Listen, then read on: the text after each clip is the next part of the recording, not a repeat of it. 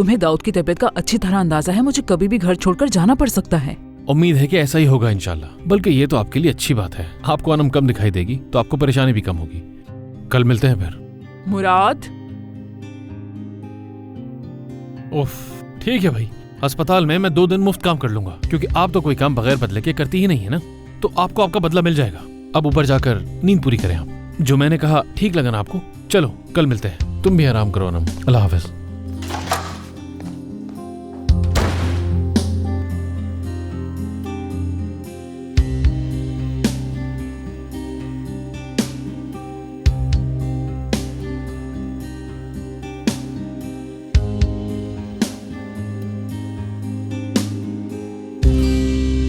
सो रही है वो अभी। अगर चाहो तो मैं आ जाता हूँ। यानी नवाल को और तुम इसरा अकेले नहीं छोड़ सकता हूँ। उसके बाबा उसके साथ हैं।